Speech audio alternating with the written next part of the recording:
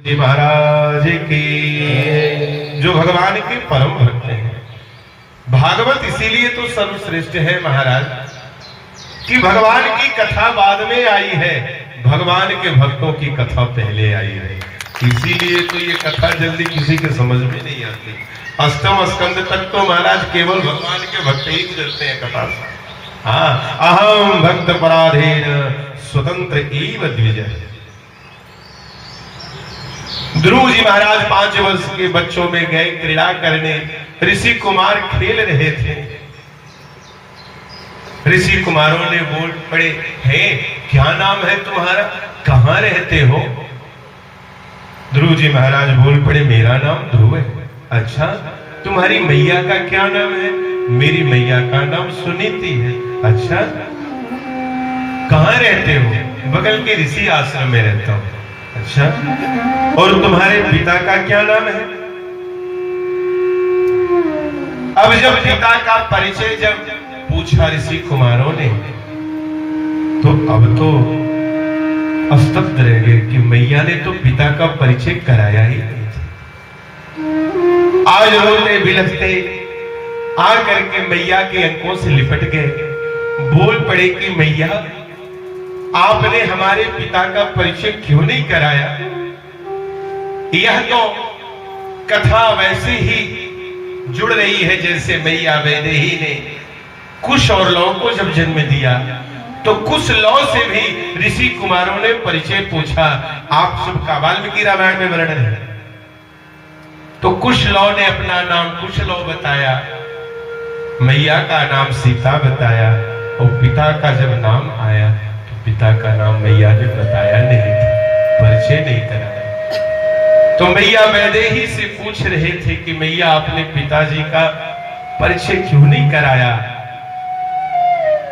तो वहीं आदरणीय वाल्मीकि जी का आगमन हुआ। वाल्मीकि जी बोल पड़े कि कुश लो, अरे यह प्रश्न अपनी माता से क्यों पूछ रहे हैं? यह प्रश्न तो अवधवासियों से जाकर के पूछो, जो आपके मां के अधिकारों को छीन लिया, आपके पिता का परिचय भी छीन लिया, यह तो पूर्ववासी ही बताएंगे। जाओ और सीता के चरित्रों का गान करो और उन्हीं से परिचय पूछो पिता। वर्णन आता है कि गए हैं और सीता जी के चरित्रों का गान किए, तो महाराज नर नारी सभी व्याकुल हो गए। भगवान राम राजा बन चुके थे। अनुचर आके बोल पड़ा कि 2 ऋषि कुमार हैं, वो ऐसी कथा का गान करते हैं महाराज कि पूरे पूर्ववासी आंसू बहाने लगते हैं। तो भगवान ने कहा, राजकीय सम्मान के साथ उन्हें भी लेके आया जाए। सुंदर व्यासपीठ बना, कुश लौ को बैठाया गया। राम जी ने कहा कि प्रणाम किया है पहले कुश लौ ने, फिर परिचय हुआ। आप सबका क्या परिचय है, नाम क्या है आप सबका? तो कुश लौ ने कहा कि हमारा नाम कुश, ये मेरे भाई है लौ। अच्छा, आप सब कहां रहते हैं? प्रभु महाराज, हम सब ऋषि आश्रम में रहते हैं। अच्छा, मैया माताएं भी दीर्घा में बैठी हैं, गुरुजन भी बैठे हैं। भगवान कहते हैं कि आपकी मां का क्या नाम है? तो कुश लौ ने कहा कि मेरी मां का नाम सीता है। भगवान कहते हैं, बड़ा प्यारा नाम है। अच्छा, आपके पिताजी का क्या नाम है? आपके पिताश्री का परिचय क्या है? मैया कौशल्या बोल पड़ी कि तू कितना निष्ठुर है रे।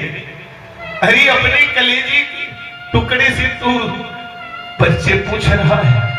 भगवान बताए, भगवान कह पड़े, मैया यही तो राजधर्म है। तो भगवान जब परिचय पूछे कि अपने पिता का परिचय दो, तो अब तो मैया ने परिचय कराया नहीं था, परिचय किसका होगा? हम अपनी कथा पर यह ध्यान से सुनना, ये मत समझना कि महाराज जी उधर से इधर आ गए। तो कुछ लोगों को पुरानी बात याद आ गई बचपन की, जब छोटे रहे खेल रहे थे। तो मैया ने कुछ लोग कह के बुलाई थी। जब कुछ लोग सुने नहीं तो बोल पड़ी, नृण क्रूश तनयो। मानो इसका अर्थ हुआ कि हे निर्दयी के बच्चों इधर आओ। तब कुशलव ने कहा कि महाराज हमारे पिताश्री का नाम है निर्दयी, हम निर्दयी के बच्चे। तब भगवान राम अपने आंखों को बंद कर लिए और उन आंसुओं को बहने नहीं दिए, पान कर गए।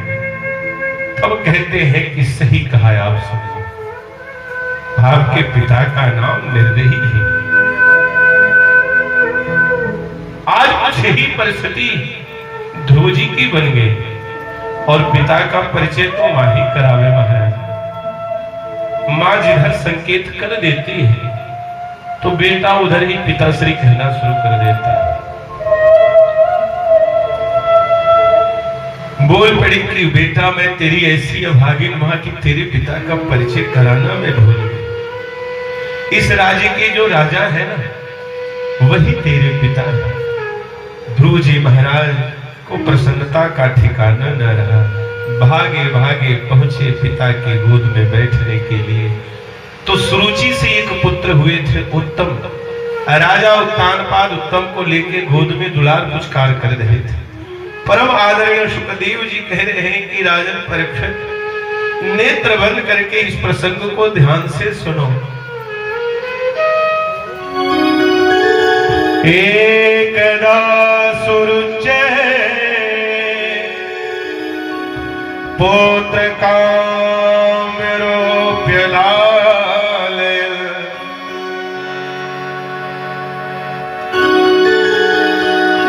उत्तमं नरोरुक्षन्तौ ध्रुवं राज्याभिनन्दत्। दौड़ करके पिता की गोद में बैठना चाहे। महारानी सुरुचि ने हाथ पकड़ करके ध्रुव को बाहर खींच दी पिता की गोद से। चला जा, पिता की गोद में बैठने आया है। अगर यदि पिता की गोद में बैठना हो तो जाओ और भगवान की तपस्या करो, भगवान प्रसन्न हो जाए तुमसे यह वर मांगो कि आप मेरे कोख से जन्म लो, तब फिर मांग, तब पिता की गोद में बैठोगे। आज सुखदेव जी कह रहे राजा परीक्षित महारानी इस बात को भूल गई है कि कोई भगवान की तपस्या करे मां के गर्भ में आने के लिए। अरे नहीं, वह तो भजन करके मुक्त होने की बात करें। पुनः जैसे कोई कोबरा सर्प के ऊपर, विषैले सर्प के ऊपर कोई डंडा मार दे, वो फुफकार छोड़ करके आगे बढ़ता है। आज महाराज ध्रुव जी ने अपने दोनों नासिकाओं को, छिद्रों को बंद करते हुए माता को बुरा भला कहने लगे। आके पुनः मैया के गोद से लिपट गए। बालो सेवत नात्यामान स्त्री गर्भ संवृतम। मैया बोल पड़ी कि बेटा दूसरे की अमंगल की कामना नहीं की जाती है। जो दूसरे के मंगल की कामना करता है उसका मंगल सबसे पहले होता है।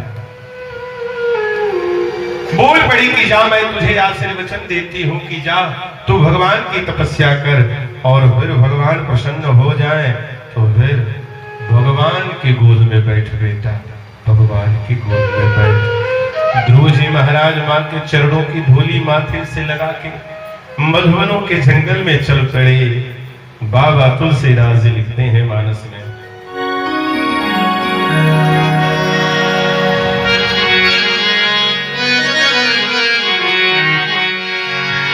गुरु बिन भवनिधि, गुरु बिन भवनिधि, बिनत न कोई, जो विरज शंकर सोई। बोलिए, गुरु बिन भवन